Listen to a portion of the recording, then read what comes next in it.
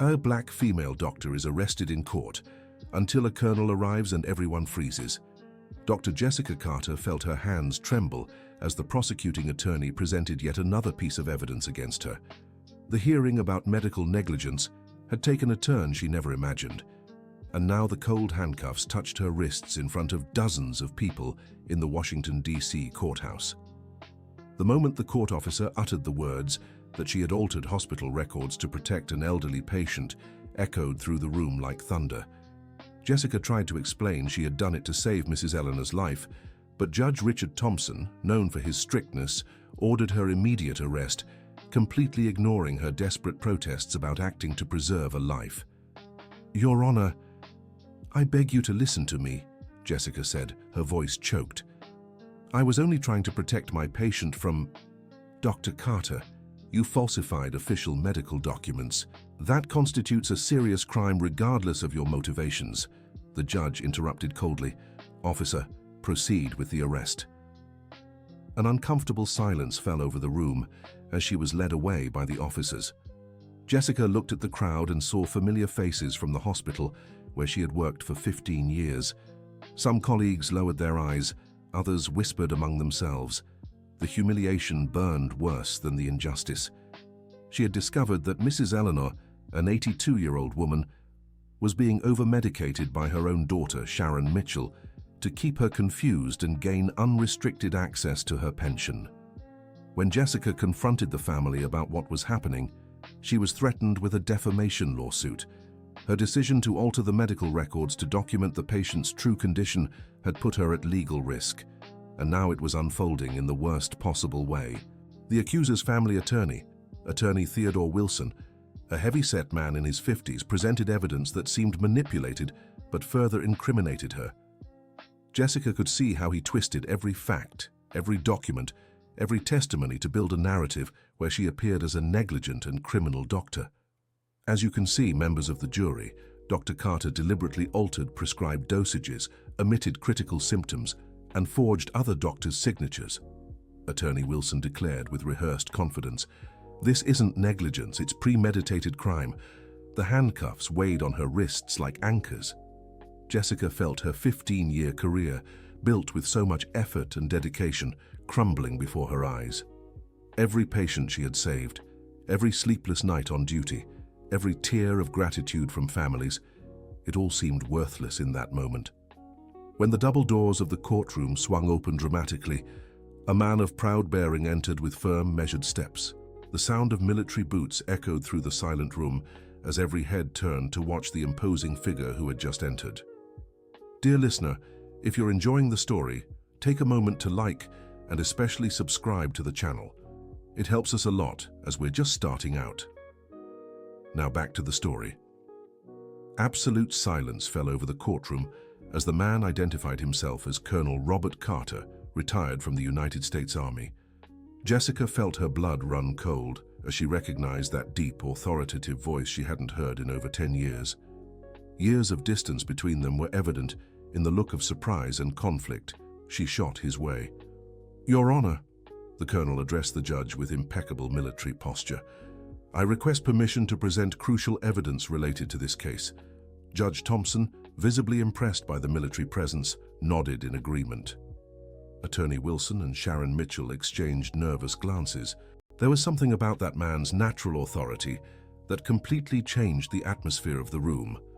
Robert Carter had deeply disapproved of his daughter's choice to pursue a medical career, always insisting she follow the family's military tradition. Their arguments had been intense and painful, culminating in a complete estrangement when Jessica refused to abandon medicine to enroll at West Point Military Academy.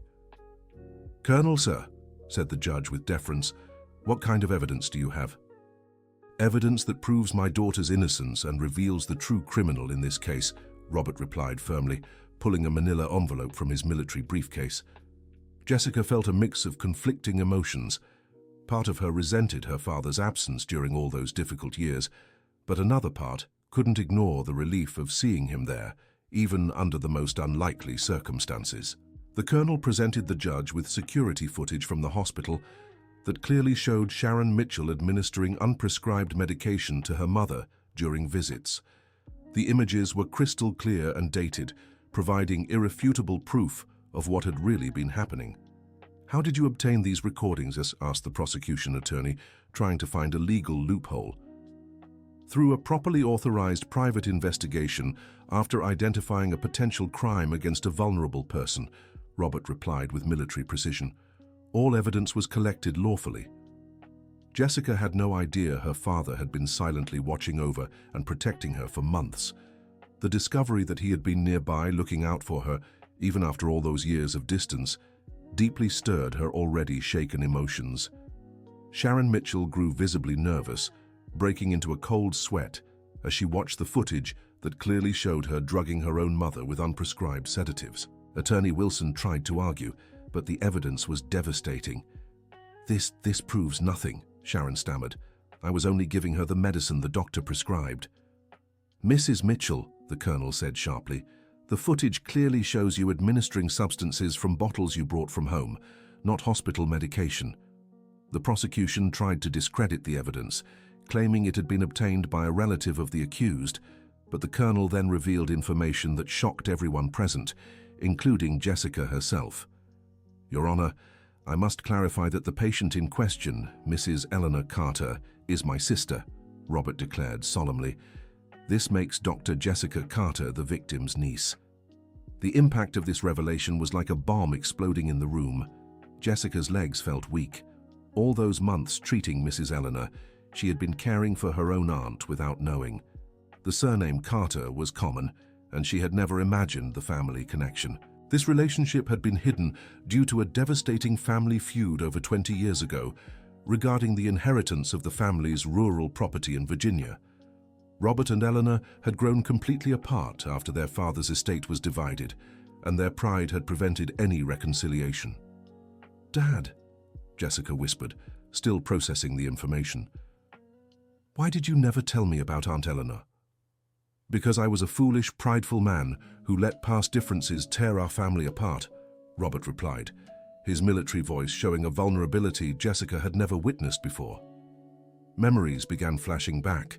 Jessica vaguely remembered a beloved aunt who used to visit them when she was a child, always bringing homemade sweets and telling fascinating stories.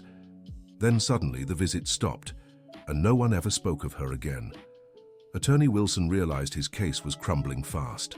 The evidence presented by the colonel was too solid to dispute, and the revelation of the family connection completely changed the perspective on Jessica's actions.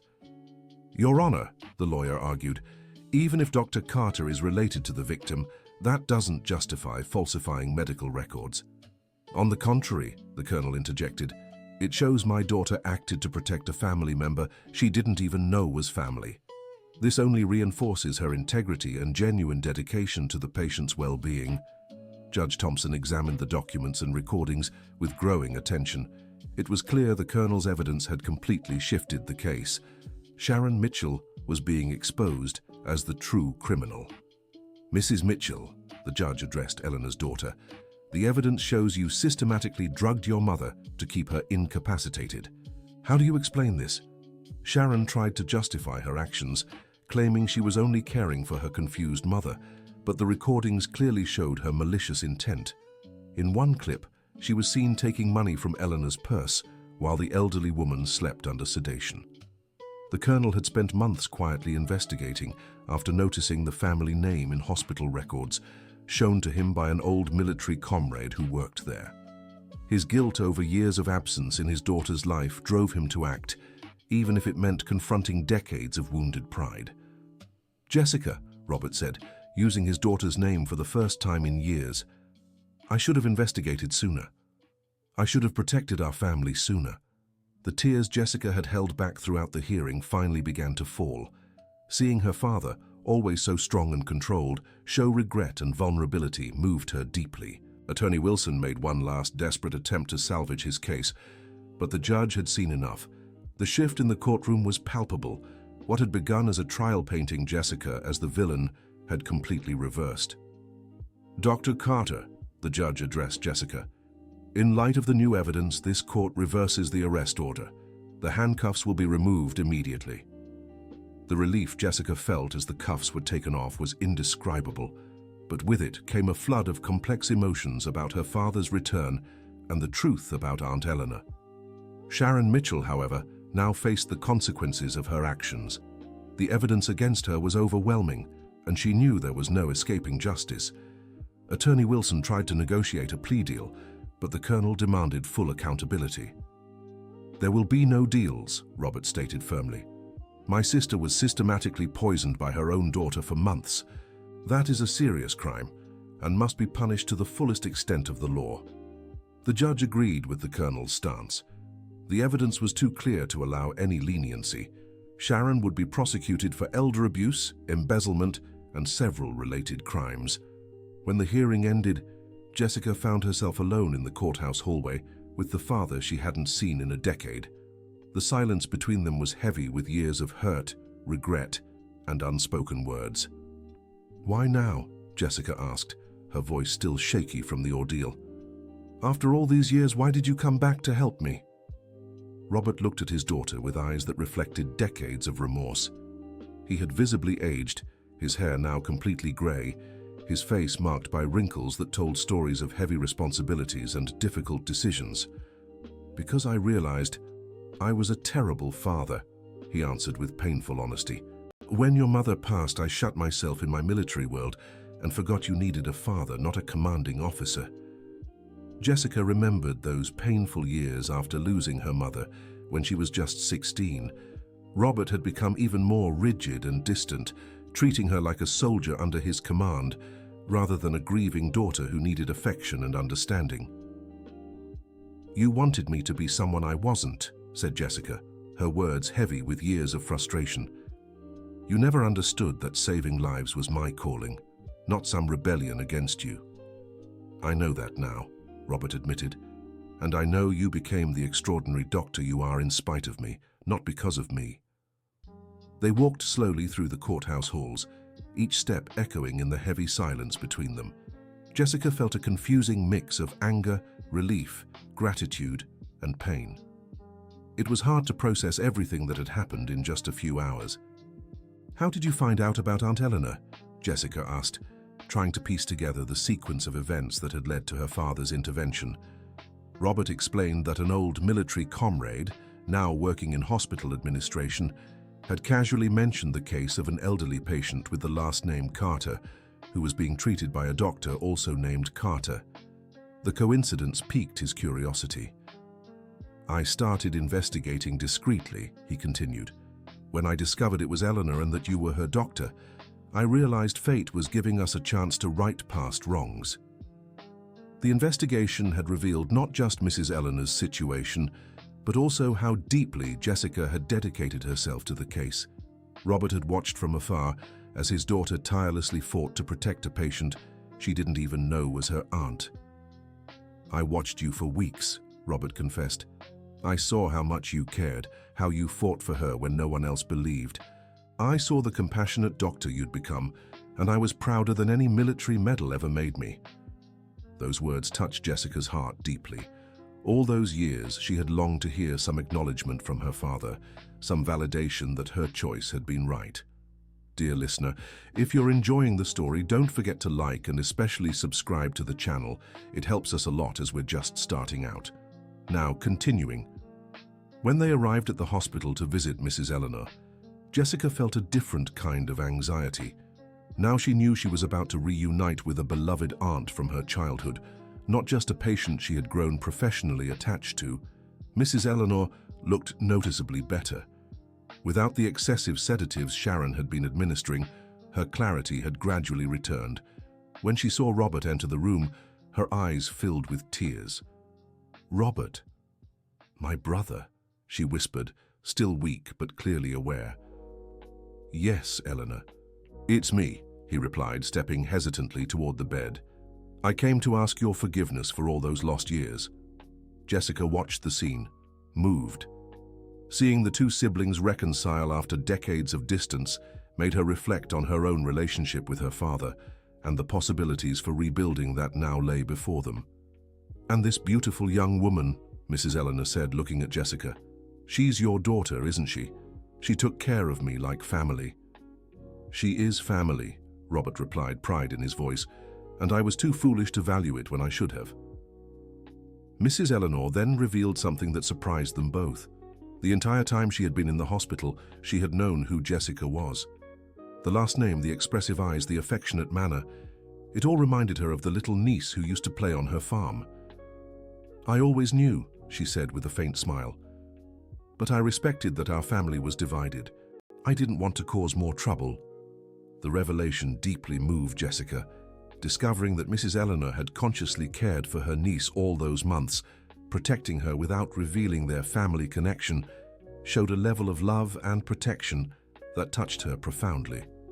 "Aunt Eleanor," Jessica said, using the familial term for the first time in decades, "I remember you now. You taught me how to make cheese bread in your kitchen. And you always wanted to be a doctor, even as a little girl," Mrs. Eleanor recalled. "You were always tending to sick dolls, saying you'd save everyone one day." These childhood memories came flooding back like waves. Jessica remembered weekends on her aunt's farm, horseback rides, and stories told on the porch at dusk. Everything had been abruptly cut short by the feud between the siblings. Robert watched the reunion between his daughter and sister with mixed emotions. Pride for the compassionate doctor Jessica had become, guilt for the lost years, and determination not to waste the second chance life was offering. "Eleanor," he said to his sister, "I want you to come live with me when you're discharged. I'm already preparing the guest room. And I'll help with your medical care," Jessica added, "this time as your niece, not just your doctor." Mrs. Eleanor smiled through tears. After months of suffering at the hands of her own daughter, she finally felt she had found a family that truly cared for her. In the following days, as Mrs. Eleanor fully recovered, Jessica and Robert slowly began rebuilding their relationship. It wasn't easy. There were deep wounds and decades of misunderstanding to overcome. "Dad," Jessica said during one of their hospital conversations, "I need you to understand that I can't just forget all those years. You abandoned me when I needed you most." Robert nodded, hearing the pain in his daughter's voice. He had spent a long time reflecting on his mistakes and was ready to face the consequences of his past choices. "I don't expect immediate forgiveness," he replied, "just the chance to prove I can be the father you always deserved." During visits with her aunt, Jessica began to better understand the circumstances that had led to the family rift. The fight over the inheritance had been the final straw in years of resentment and misunderstandings between the siblings. "Your father was always very proud," Mrs. Eleanor explained in one of their talks, "and so was I. Neither of us wanted to back down, and in the end we lost each other over sheer stubbornness."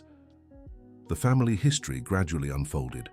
Robert and Eleanor had grown up on a thriving farm, but managing the business after their parents' deaths had caused conflicts. He wanted to modernize the property. She preferred to keep traditions. The disagreements escalated into personal attacks and eventually complete silence. "Mum always got sad when they talked about Aunt Eleanor," Jessica remembered. "She'd try to convince you to make peace, but you always changed the subject." "Your mother was wiser than me," Robert admitted. "Catherine always said family was more important than pride. I should have listened." The mention of her mother brought painful but comforting memories. Catherine Carter had been the bond between them all, the one who tried to keep the family together. Her early passing had left a void none of them knew how to fill. Meanwhile, Sharon Mitchell's case continued its course in court. The evidence presented by the colonel was so overwhelming that she ended up confessing to the crime and agreeing to a plea deal. During her testimony, Sharon revealed shocking details about how she had systematically drugged her mother for nearly a year. She had discovered that Mrs.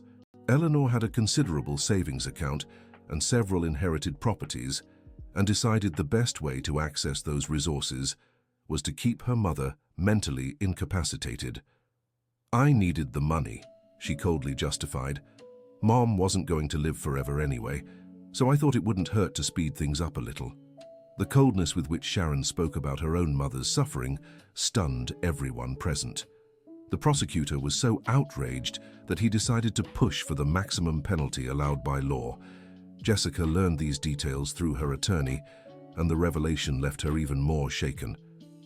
Thinking that Mrs. Eleanor had suffered so much at the hands of her own daughter, while she had desperately tried to protect her, was devastating. "How could a daughter do that to her own mother?"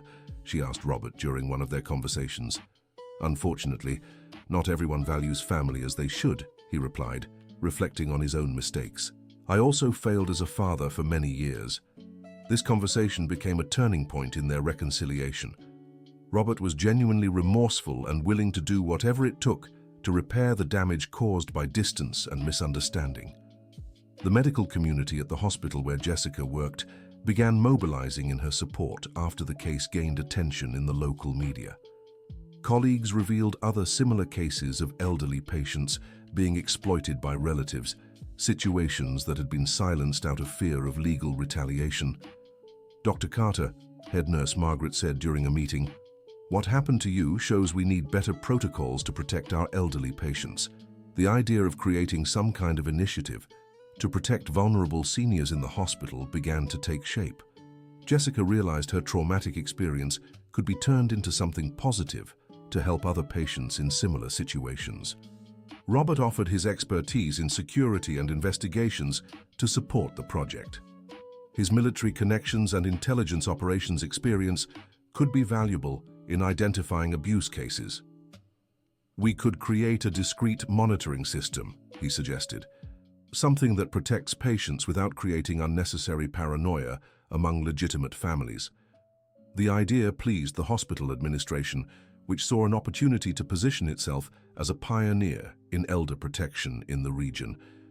Jessica found herself in the unexpected position of leading an important initiative, working side by side with the father she had spent years rejecting. But not everything was simple. Some hospital administrators feared the initiative could cause scandals and damage the institution's reputation. There was pressure for Jessica to keep a low profile about the case. "Dr. Carter," Medical Director Dr. William Bennett said, "perhaps it's best to leave this case behind and focus on your normal duties." "With all due respect, Dr. Bennett," Jessica replied firmly, "I can't pretend nothing happened. If we don't act, other patients could suffer like my aunt did." Robert's support was crucial at that moment. His presence and military reputation lent credibility and weight to Jessica's concerns. Together, they formed an unlikely but effective duo against institutional resistance. "My daughter is right," Robert declared during a board meeting. "Ignoring the problem won't make it disappear. It's better to be ahead of the issue than caught off guard by other cases." Gradually, the resistance faded. The case had received positive media coverage, portraying Jessica as a heroine who risked her career to protect a patient. The hospital chose to embrace this narrative rather than fight against it. The reconciliation with the family attracted other relatives who had distanced themselves due to the old feud. Cousins Jessica had never met began appearing, bringing family stories and offering support during this difficult time. "Jessica," said Cousin Ashley, daughter of Robert's other brother, "we've always heard about you, but our parents never let us get close because of the fight." Discovering she had an extended family she never knew was both thrilling and bittersweet. How many connections had been lost because of the pride and stubbornness of the elders? Mrs. Eleanor became a crucial link in this family reunion. Her recovery and clarity allowed her to share memories and stories that helped heal old wounds and build bridges for the future. "You can't imagine how much I prayed to see our family together again," she said tearfully during the family gatherings at the hospital. Robert took on a paternal role, not just with Jessica, but with the entire extended family.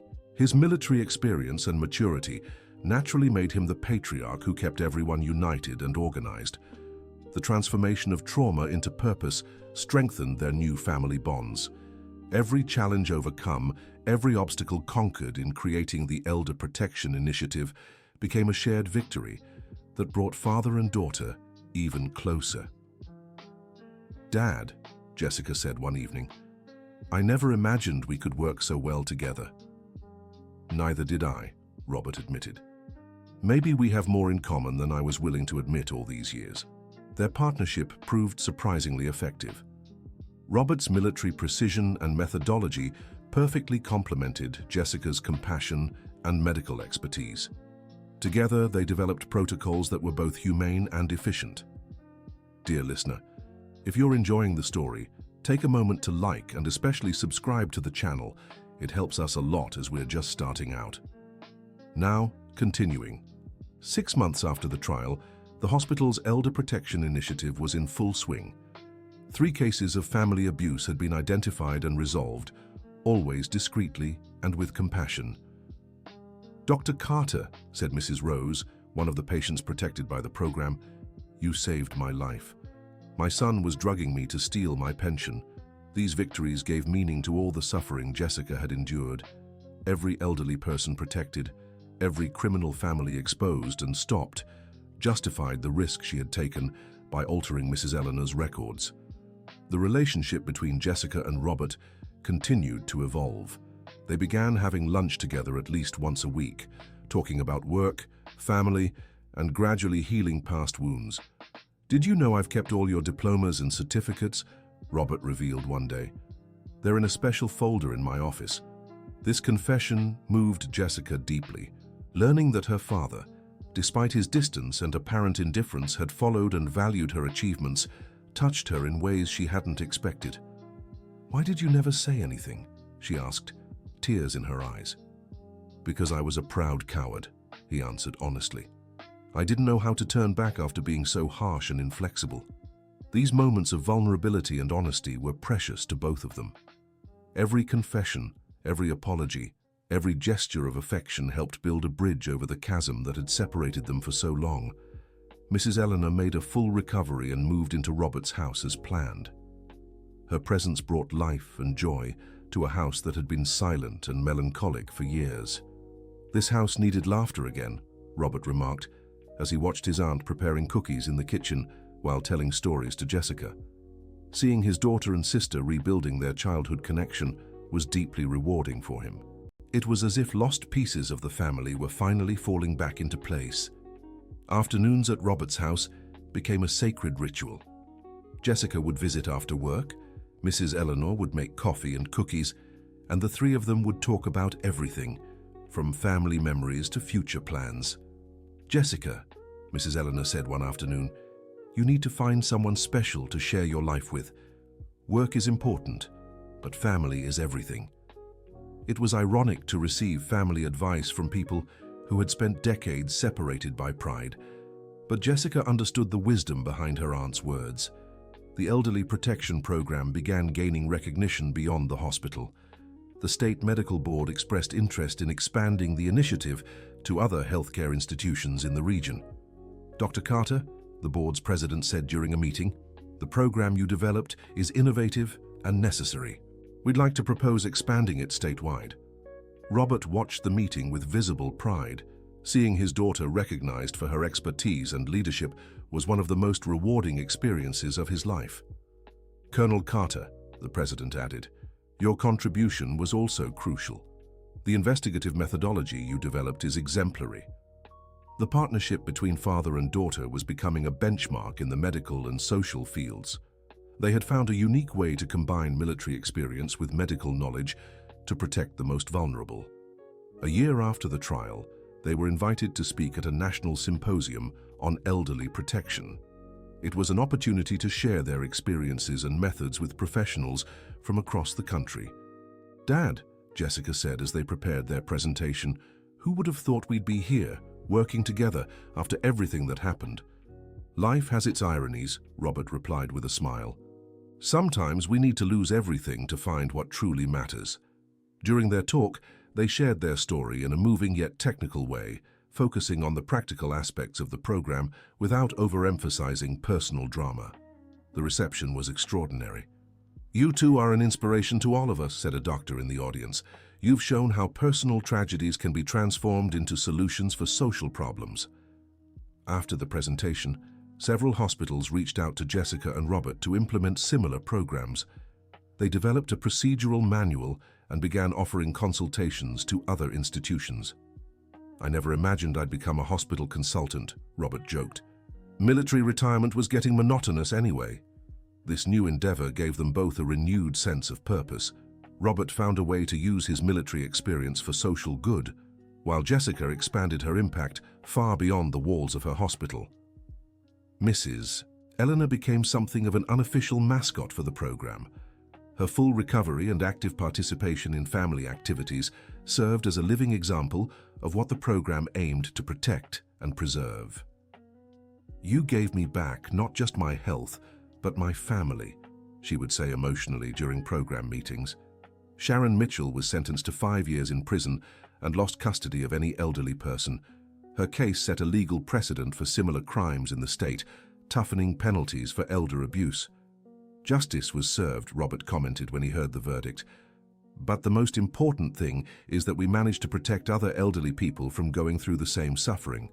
The legal victory was satisfying, but it wasn't the most important aspect of the journey they had taken.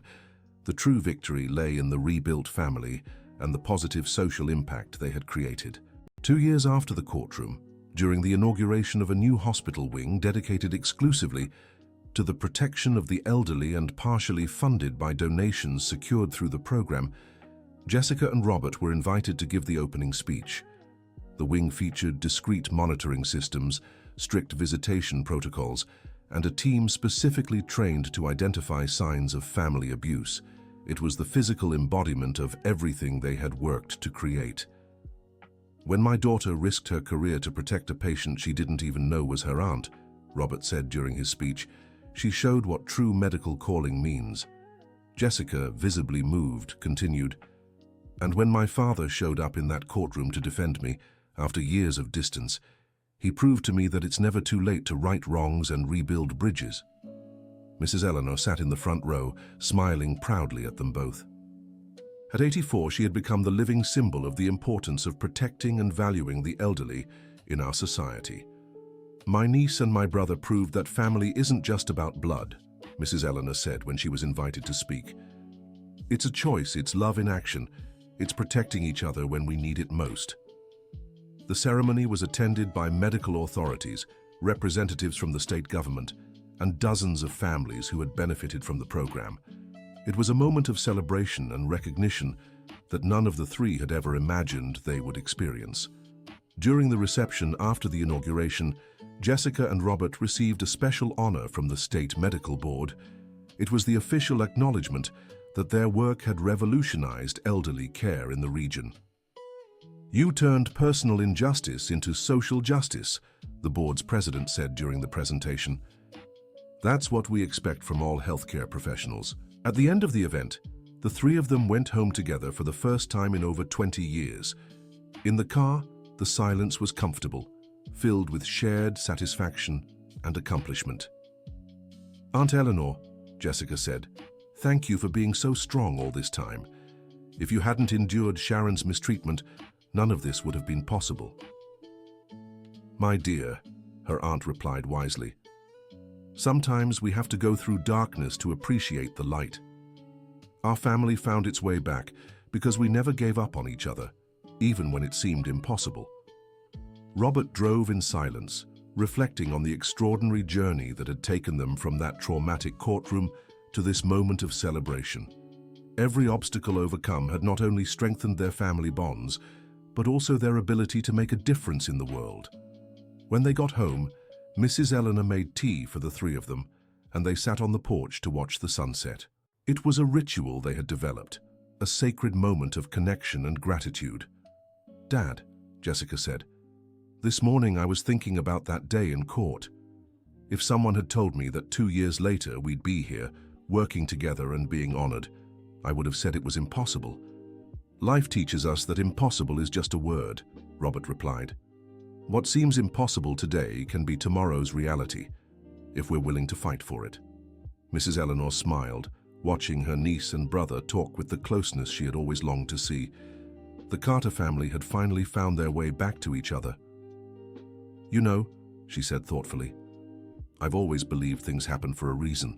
If I hadn't gone through that terrible situation with Sharon, maybe you two would never have reconciled." It was a profound reflection on how suffering can turn into a blessing when faced with courage and love. The pain had been the catalyst for a family healing that once seemed impossible. 3 years after that traumatic day in court, the Elder Protection Program had expanded to 50 hospitals across 5 states. Jessica and Robert traveled regularly to provide consultations and lectures, always accompanied by Mrs. Eleanor when her health allowed. "I never imagined I'd become a celebrity at 85, joked Mrs. Eleanor, who had become a popular speaker at events about senior rights. Her story of resilience and recovery inspired other victims of family abuse to report their aggressors and seek help. She had found renewed purpose in life through social activism. Jessica was promoted to medical director of the National Elder Protection Program, a position that allowed her to influence health policies at the federal level. It was the highest recognition of her expertise and leadership. "Dr. Carter," said the Secretary of Health during her inauguration, "your pioneering work has saved thousands of lives and changed how our country cares for its elderly." Robert watched the ceremony with tears in his eyes. Seeing his daughter achieve such recognition and social impact fulfilled a dream he hadn't even known he had. During her inauguration speech, Jessica made sure to publicly thank her father and aunt. "Without my family, none of this would be possible. They taught me that strength comes from unity, and that together we can overcome any challenge." After the ceremony, the three went to dinner at an elegant restaurant in Washington, D.C. It was an intimate celebration of a journey that had begun with pain and transformed into purpose. "To our family," Robert said, raising his glass, "who learned it's never too late to start over." "To our family," echoed Jessica and Mrs. Eleanor, sealing a moment of gratitude and hope. That night, staying at a hotel in the capital, they talked late into the night about future plans and dreams fulfilled. The bond between them had grown deeper than ever, forged in the fire of hardship and tempered by resilience. "Jessica," Mrs. Eleanor said before retiring, "you've become the doctor you always dreamed of being, and more than that, you've become a force for change in the world." "And you, Aunt, became our inspiration," Jessica replied. "Your strength during the hardest times taught us we can overcome anything." Robert watched the interaction between his daughter and sister with deep satisfaction. He had regained not just a daughter, but a complete family. The lost years could never be recovered, but the future stretched before them full of possibilities. 5 years after the courtroom, Mrs. Eleanor passed away peacefully in her sleep at 87. She had spent her final years surrounded by love, purpose, and reunited family. Her funeral was a celebration of life, not a lament of loss.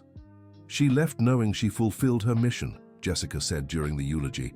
"She brought our family together and taught us that love always conquers pride."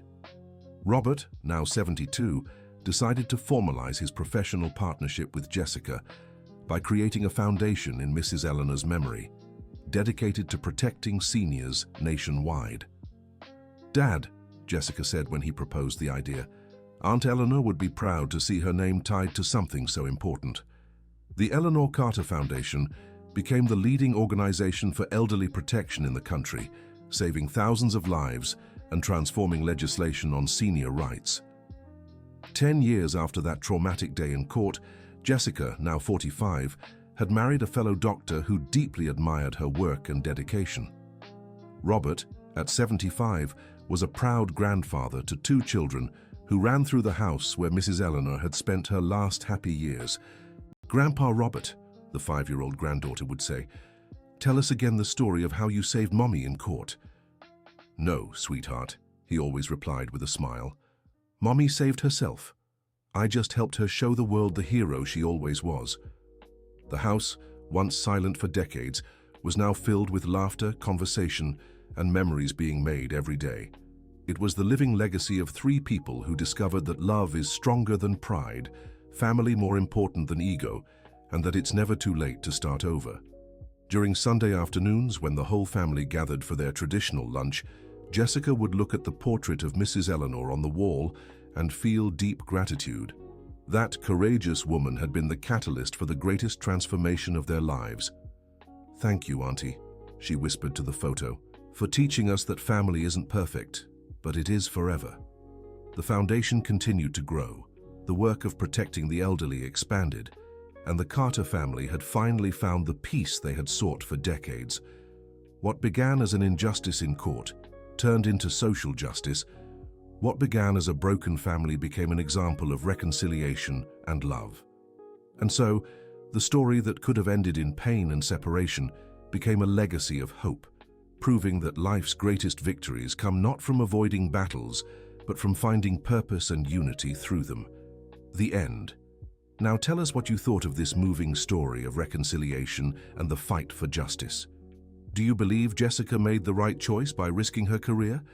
Share your honest opinion in the comments. Thank you so much for joining us on this journey. Don't forget to like and subscribe to the channel.